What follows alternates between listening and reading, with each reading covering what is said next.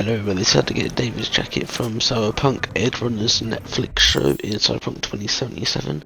So you want to come to this gig on the map right here. It's pretty simple. It's in Santo Domingo, and all you gotta do is you ain't gotta do anything. It says fast travel point down there. All you gotta do is walk up to here, play the BD dance. It basically plays like the first few minutes of the show, like a minute 30 seconds to 2 minutes. So you know, so that happens. I skip it. You wake up, crazy time.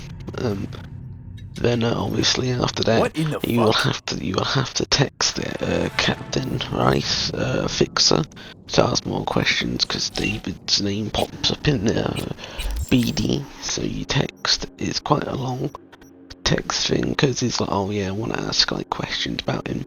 And all this is pretty much like from the show. I think the show is set a year before the actual game. I watched the entire of the 10 episode show before making this video, so I could tell you guys more. Cause yeah, and pretty much a good show. So you pretty much talk about David and ask what happens and like how to get in contact with any of his old crew, because he does have an old crew pretty much as well.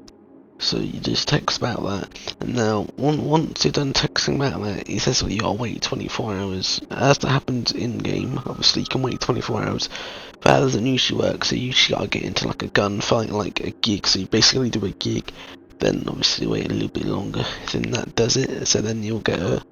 So then that will achieve like the 24-hour wait limit. So then once all the texting's done, you wait 24 hours like I said, and that normally doesn't count. So do a gig, get into a gunfight, you know, stuff like that. And then you'll get a text from Falco, and the Falco is it was the driver from David's crew. So you basically just text, and he basically like says, oh, you two are like similar, have a lot in common, and there's no point in digging up the past, because yeah, no point in digging up the past, even though if he like checks the news over a year ago, we would know that spoiler alert, shit went down at Arasaka Tower, because shit did go down. So either way, you just text in Falco. If you want to know who Falco is, he's like the one of the surviving two of David's crew. So you know that's why he's got the information to tell you. And he basically says, oh, you can read the text that says, but he basically leaves a gift for you with Captain Rice upon the dam, which you can freely collect at any point. I'm showing you all the dialogue, so then don't bother looking into it. Good luck, V.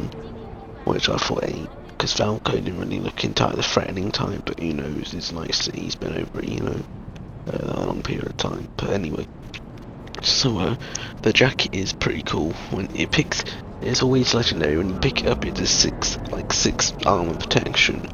But when you put it on, it does more. So you want to go to the dam, like the dam's here. You can fast travel if you ain't got fast travel. So that's the gig. So then obviously you gotta walk there. So with this jacket, it's pretty much like, so the story behind the jacket was his mum's, and his mum was like a paramedic, so basically like a paramedic jacket, but then he spray painted his logo on the back. It's a pretty cool looking jacket, to be fair, like Johnny's samurai jacket, pretty much. So we go over there, then like then it's here, it's even got the Edgerunner logo on it. Then like you pick it up, put it on, and with the awesome availability of transmog, there it is, so you can have it on. That's what it looks like. It looks pretty cool as well. And now this is how to get Rebecca Shotgun. Rebecca Shotgun is also part of the crew, so it was our old crew member. So what you want to do is you want to come to Arasaka Tower, like right in the middle, like there it is. So from this point here, you want to go to the stairs. You want to kind of follow my path as well. Because I just was looking at some bushes. I didn't know what bushes are. I was just looking for some bushes. When you pick up the gun, it just says legendary, but when I picked it up and put it in my inventory, it put it down to purple, not orange. So you might have to craft it into legendary or forgot forgot what the actual rarity's called. But either way, this shotgun's got a bit of a kick to it. It's a pretty cool looking shotgun. I think the shotgun's got a kick to it because of the shotgun that it is, and in this show it also does have a lot of kick to it because Rebecca, the person using it, is a small person. Spoiler alert. And the reason why it's here because, spoiler alert as well, the reason why it's here because this is where like she somewhat died. She died in the glass part, but anyway, these are the stats of the purple one. If it doesn't really says about much, so that's the kickback. She was trying to start a fight.